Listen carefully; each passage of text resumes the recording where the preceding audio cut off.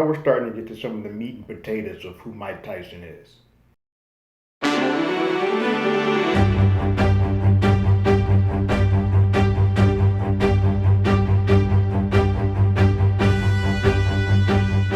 Hello, everyone. Terrence here with Hollywood Already Did It. If you haven't already, go ahead, like, share, subscribe to the channel, ring that bell below, leave a comment. Anytime we have something, you will be among the first to know. Hulu was just spitting these out. I thought we were going to do the old 2, then 1, 1, 1 episode. They're doing 2 every week. So we will be done with this quick two episode run in a week. With that being said, it doesn't hurt me at all to kind of continue on with this series. And I'm glad I did, because these last 2 episodes, both Lover, episode 3, and Meal Ticket, episode 4, work a lot better for me than the first 2 episodes of this miniseries did. A lot of that is because we don't break the fourth wall as much this time around. It's a little bit more focused too, because unlike the first 2 episodes, we're dealing with childhood to teens to there's a lot more ground to cover. These 2 episodes focus on a singular moment in time, so the ability to kind of lose focus and lose the task at hand is a little bit thrown away, and we're a little bit more linear and focused. First episode, episode 3, Lover, is more about his relationship with Robin Givens, and the second is more about his relationship with Don King. What I will say is that this is starting to get into that era of when I remember things. I'm still young, but it's starting in that era when I start remembering a little bit about this. And I was always of the belief that the Robin Givens, Mike Tyson relationship existed much longer than just 1 year. I remember it being this big thing. I remember her being the TV it princess from Head of the Class, and him being the thug, and that's kind of how they portrayed it in the media. And so we get a little bit more into the insight, at least from Mike's point of view. Now, granted, Mike Tyson doesn't have anything to do with this series, but they are using the info from his one-man show and some of his retellings and books and conversations, and using real-life interviews that he's done and sort of recreating those moments. So a lot of this is sort of pieced together from Mike's point of view. All that being said, we get 2 kids, a 20-year-old, 21-year-olds who don't really know much about who they are. One of them is very controlled. Robin Givens has this image that she has to uphold. Her mother's there all the time. Her mother comes to the first date that she has with Mike. She's very much like, this needs to be this way, this needs to be this way, so we can build for our future. She is very much the numbers person. She's watching every single dollar that goes out. That's just how she operates. She operates her stuff like a machine, but she also looks at the relationship more as, he's bringing in all this money. We need to go ahead and make sure that my situation, our situation, is secure. And anybody who was a part of your life before that, who doesn't kind of deal with it day to day or deal with this, we need to cut them out. So the mom who you've sort of taken on as a mother post your trainer being died and they adopted you, we got to cut her off. Why are you paying for her house? You look like the slave who comes around and mows your lawn and gives her money to take out. She makes him feel less than for helping out the people that got him there, and wants him to sort of focus and have all that money come in directly to her so she can allocate where that all goes. She gets to points where it starts feeling like it is less about her being in love with Mike and more about what Mike's aura, money, prestige can bring to the table as them being a unit. She's like, hey, we can be such great role models. We can do this and this and that. And it seems like she's getting in it for the wrong reasons. And it also seems like Mike is getting into the relationship for the wrong reasons. Mike wants her.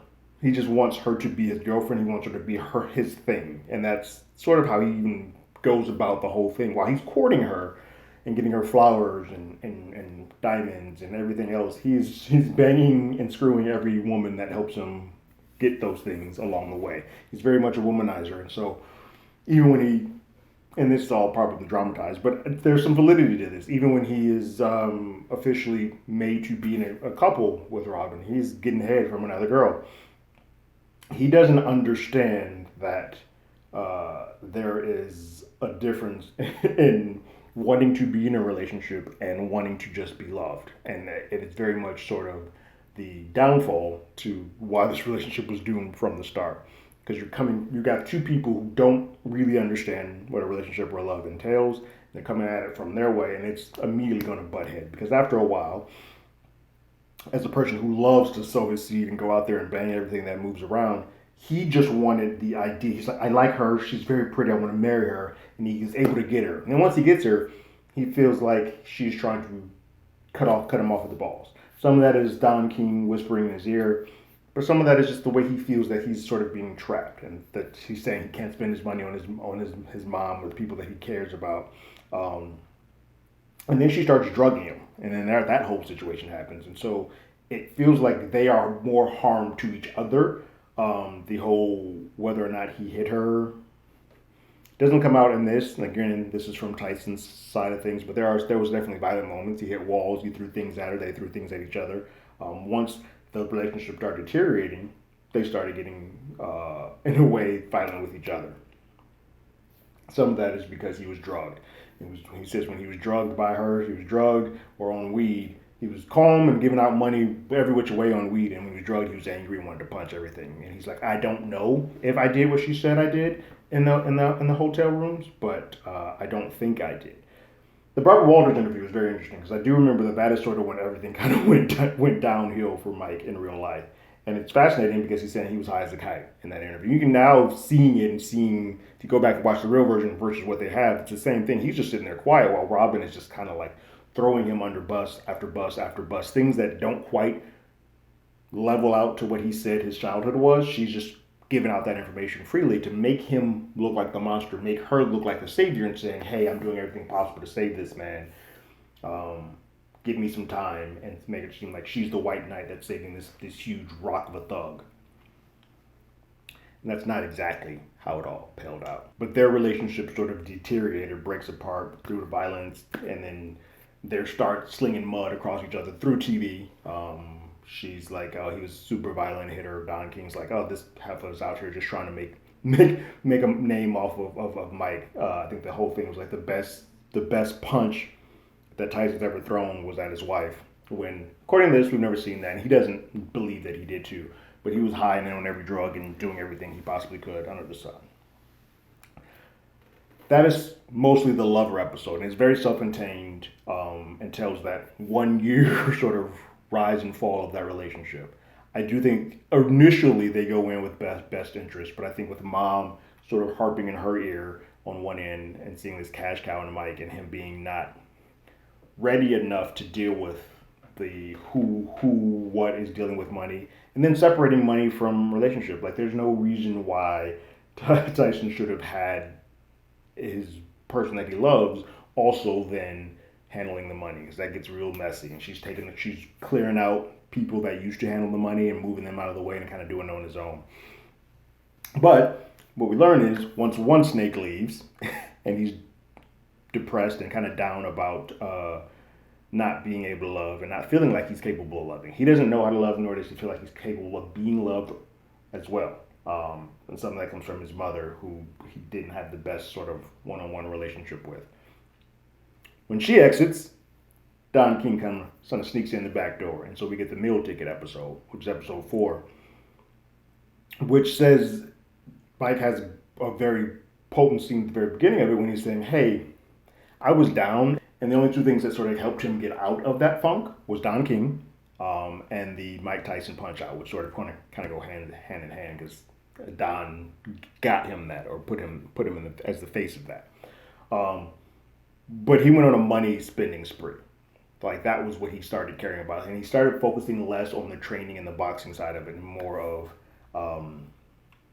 the money, and like spending lavishly and going to hotels, putting a jacuzzi in the back of his tub so he can start banging a girl down the highway. Like, he was extravagant. He was like, I'm spending the way that I'm going to get over this heartbreak or this person that's damaging my reputation in the main eye. If you're going to say I'm this bad boy, then I'm going to live up to be this bad boy. So he's out there just spending and doing everything he possibly can under the sun. But at the same time, not... If Robin, as bad as she was for him, and as bad as they were for each other, she at least was managing the money and seeing where everything was. Once she went away, Don came in and took all the money thing, and Mike never looked at it, never asked about it. And so however much money he was bringing in, and I'm sure it was millions, while he was making something off of it, Don was making more. Don was very much of that, like that old Bugs Bunny cartoon where he was like, 1 for you, 1 for me. 2 for you, 2 for me. 3 for you, three for me. He was padding himself and making himself higher up. The penthouse that he was at was nice. He's like, Mike, I got you the best room, but well, clearly the room that Don has is significantly better, and that's just kind of because Mike no longer had people that he cared about in his corner. He had Don, who was kind of like using Mike as his meal ticket. Don was very much like Mike Tyson was the way for him to get out of some of the squalor that he got on. He was very much he was a shyster, a swindler, but he did it in a way that you sounded like a preacher, and he would make you believe, and was like one charismatic mother. And that's who Don King was. And so the only relationship that Tyson still really had that kind of felt genuine was with his sister. And his sister was the only person that kind of gave him shit and checked him in public. He's like, I don't care that you're Mike Tyson. Like, they had that relationship that, like, I'm going to check you and put you in your place. And so she goes out one night with Mike, and she's just miserable at this club where Don is clearly living his best life. He is celebrating, having fun with Mike. And Mike's pouring champagne, having a good time. He's having fun in the moment, but she's just noticing, and she's sick of it. She's pissed at it all. There's a funny moment where she pours champagne on the girl's like, I think she pour champagne on you too. But she sees that Don does not have his best interest at heart, and they have a pretty heated conversation when they go back to when he drops her off, and she's just like, where's your money? Like, how much money do you have? And she starts questioning, like, because that man, I know a shiesty person when I see one. That person is shiesty. He's taking you for everything you have. You don't know how much money you have. He's like, I'm making money. I'm millions. Like, yeah, you're rich. But how rich are you? You don't know. Because you don't see anything. Like, you've never gone to a bank and seen how much money you actually have. And he says some disrespectful stuff back at her. And then Mike does go to Don and kind of checks him. He's like, hey, I need to know about my finances. Like, what's going on? Can we go to the bank? And he's like, what do you want me to do, Mike? Go to the bank and just have them pull out all your money? And Mike's like, well, yeah, why can't they do that? And obviously, we all know that as a bank, that's not what they do. They show you the numbers. They show you how much you have. But Don is trying to make it seem like he's asking for something so ridiculous that there's no what? I can't go in there and show you all the money. What you talking about? But he then changes focus because he's smart, and he's like, hey, yo, I got you on the cover of a Nintendo game. Like Mike Tyson's Punch-Out, which we all know was massive. Like, that was a huge thing. And on the cover was Mike Tyson's Punch-Out. It was great thing. But he also mentions in that moment, like, hey, you don't seem to be training. Like, you seem to have lost focus. And he's drinking and banging and drinking and banging and just living a life that he is not. Boxing has stopped being his focal point. It is now the thing that makes him money, but it's not the thing that he is very energized about as he was coming up the ranks. And so he fights Buster Douglas, who he's like a quadruple favorite over. Like, I remember this fight. He's a massive favorite over. But he comes in severely out of shape. And Buster, I believe it was the 10th or 11th round, Buster Douglas knocks him out. Hugest upset in boxing. Like, still to this day, it's one of the biggest things in heavyweight lore is that Mike Tyson got knocked out by Buster Douglas.